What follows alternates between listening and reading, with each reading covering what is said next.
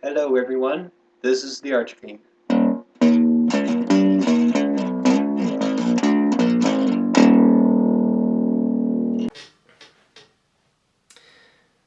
Hello everyone! Welcome to Sunday Sports Talk with Archfiend.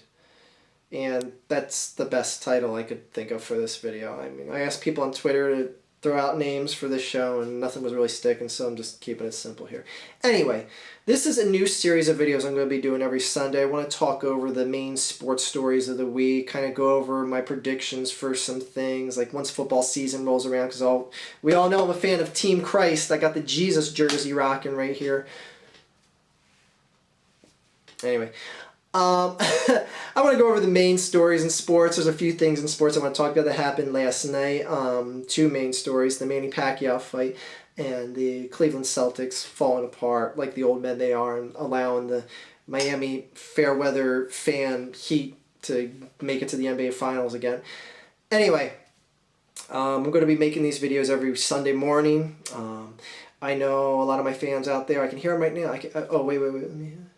Okay, I just heard one of my fans going, "Oh my God, Archfiend, not another sports video! Oh my God, why don't you just talk about Ihorn, Ray William Johnson, and Shane Dawson? I want to hear what the YouTube whores are doing. Please tell me." Shut up. Shut up.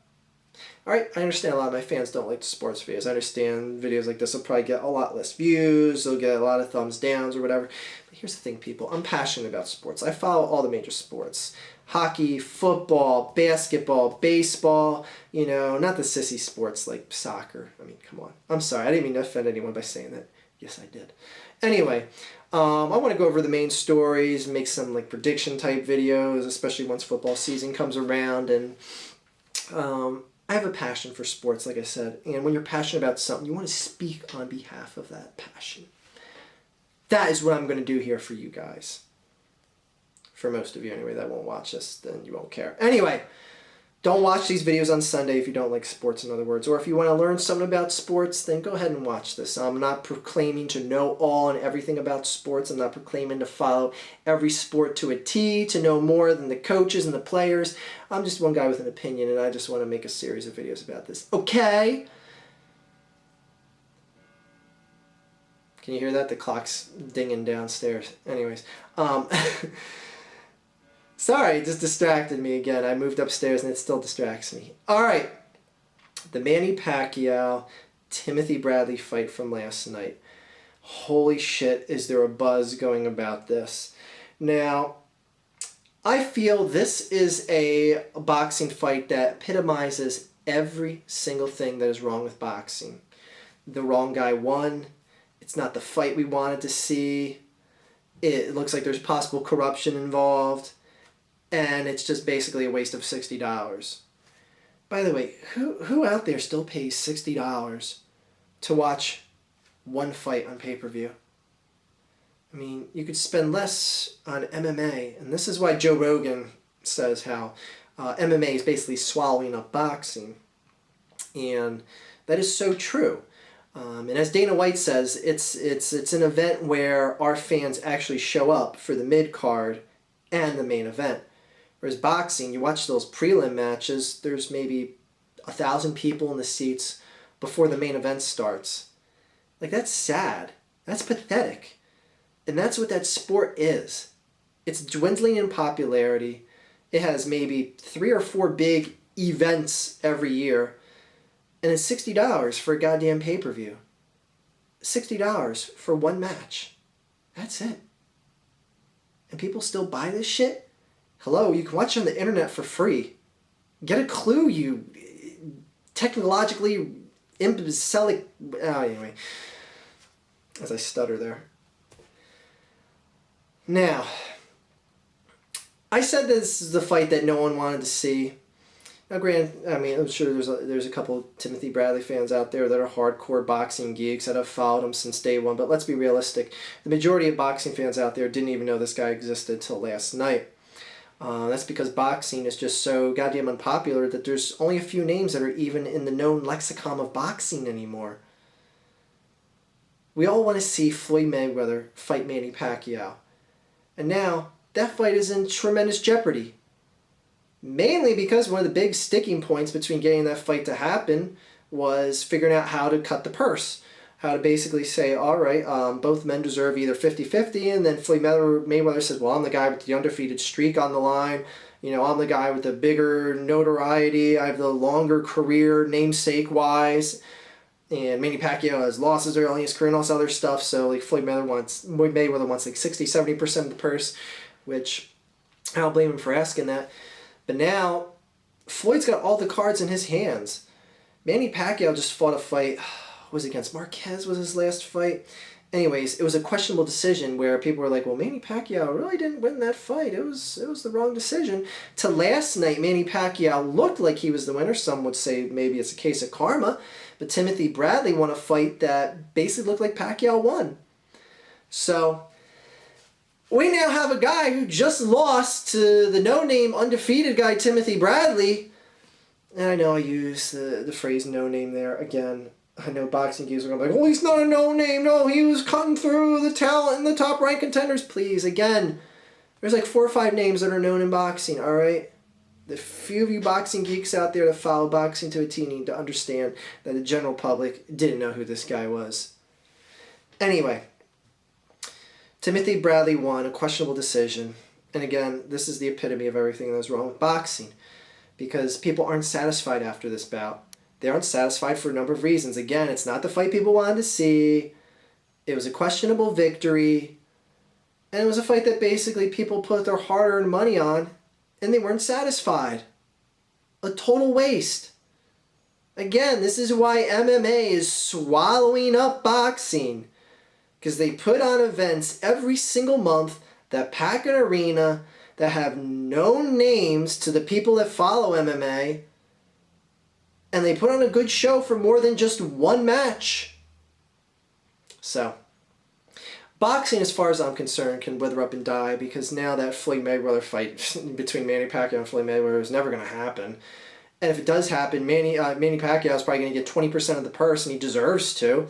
He just had a questionable decision against Marquez and a questionable loss, and loss nonetheless, but good riddance to that.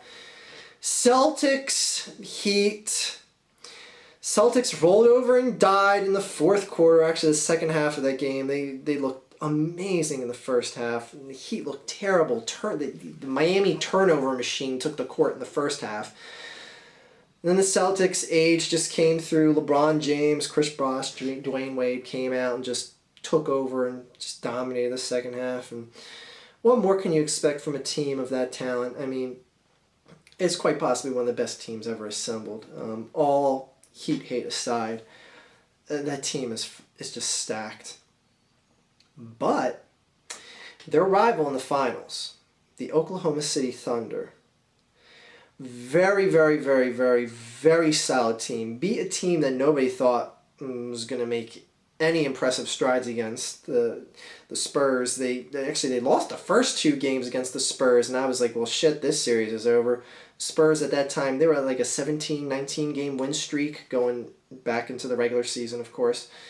Didn't lose a game yet in the playoffs, and then all of a sudden they dropped the next 4 against Oklahoma City. And the one thing that I think the Thunder really have in their favor is they have the best fourth quarter guy in basketball right now, and that's Westbrook.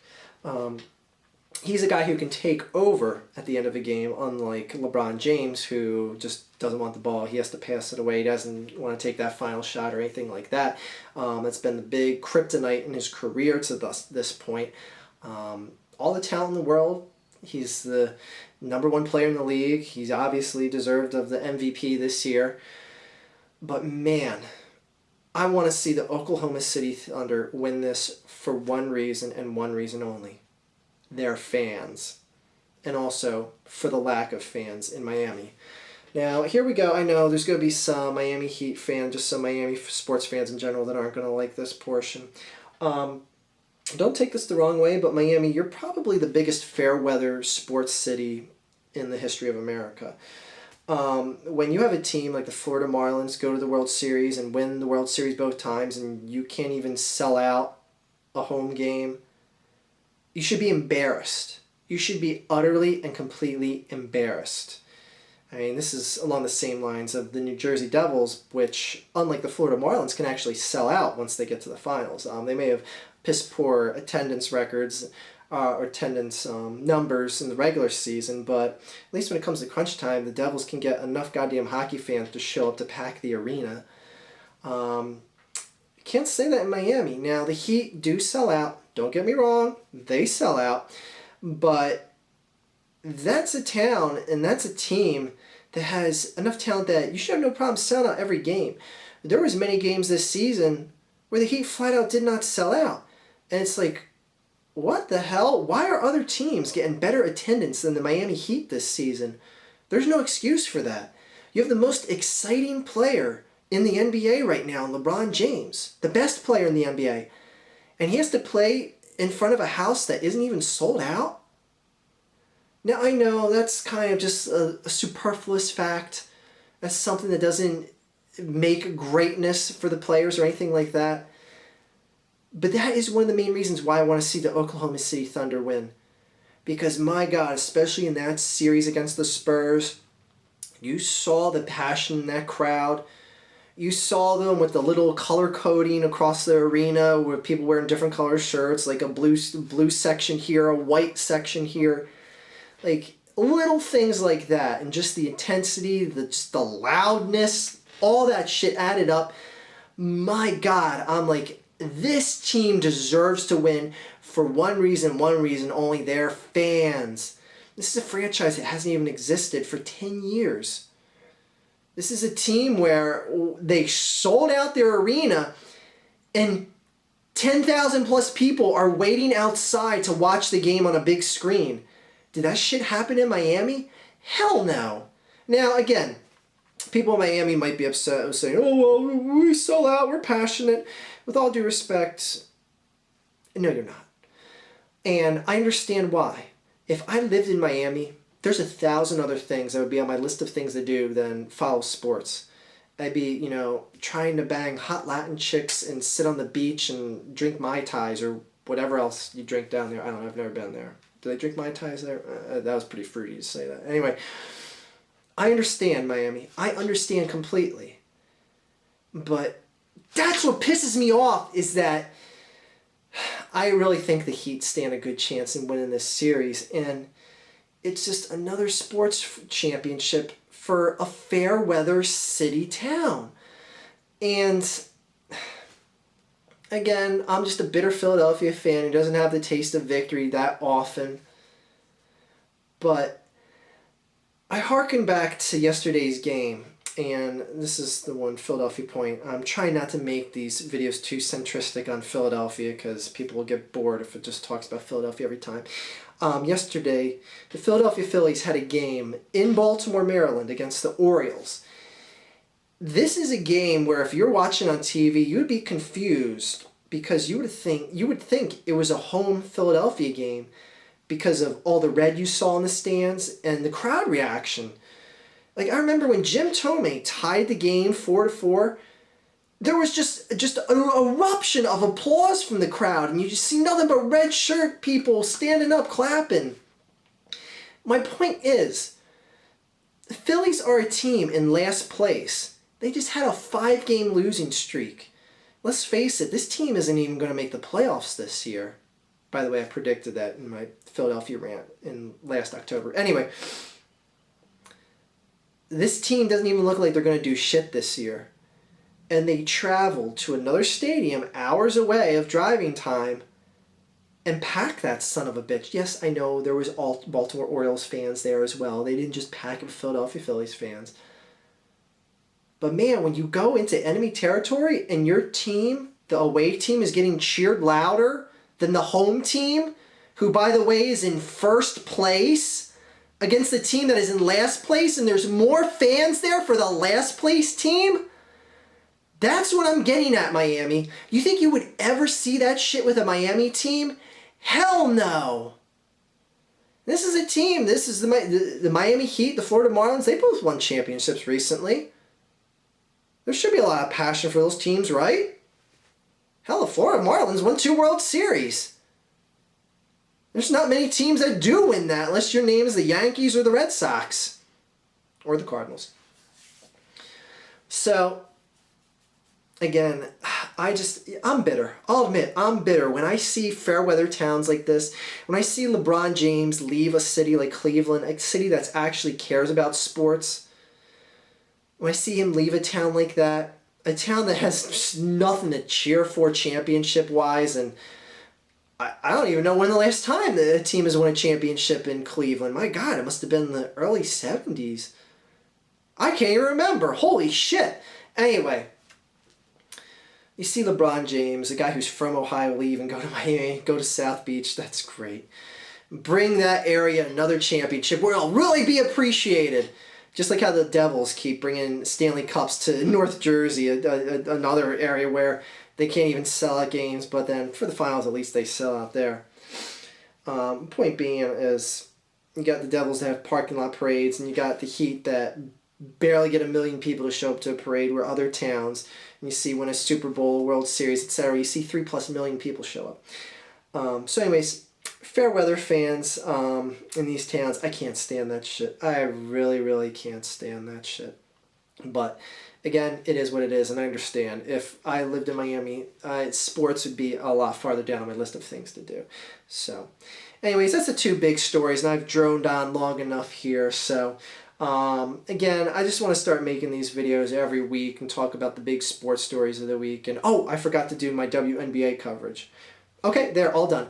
Again, I just want to do my big stories of the week here and give some predictions and just rant and rave about something major that's happened over the past week, and we'll just take it from there. Anyway, thank you guys for watching. I hope you like this, and there's going to be a lot more. And again, I want to try and get in the trend of making these weekly series type videos here, just to kind of create a different flavor here to this channel, and just really diversify the shit out of this channel. One of the things I'm going to be doing tomorrow on Twitter, I'm going to be doing one of those Twitter question and answer videos. Tried, doing them every single month. I think I only did them 2 times thus far. I'm going to try to do those more often. I'm going to do those on Mondays. Probably just once a month, though, not a weekly thing. So if you're on Twitter tomorrow, I don't have an exact time when I'm going to be doing that. Just keep checking up on my Twitter, and I'll post a thing saying go ahead and ask your questions now for the Q&A video. You guys seem to have got a kick out at the previous 2 times that we did that, and some very interesting stuff. I do it all ad-libbed. I try not to look at the questions ahead of time and just, shoot from the hip. Anyway, thank you guys, and a lot more videos here. Sunday and Monday is going to be devoted to those Twitter videos, and Sunday the sports videos, and the rest of the week I'll randomly chime in with the typical Archfiend rant style videos. Let's all laugh at fanboy comments, so the other day, and all that other stuff. And yeah, I guess that's pretty much everything. Thank you all. Have a great day, and go Team Jesus. Jesus is my homeboy. Take care. Happy Sunday, Jesus.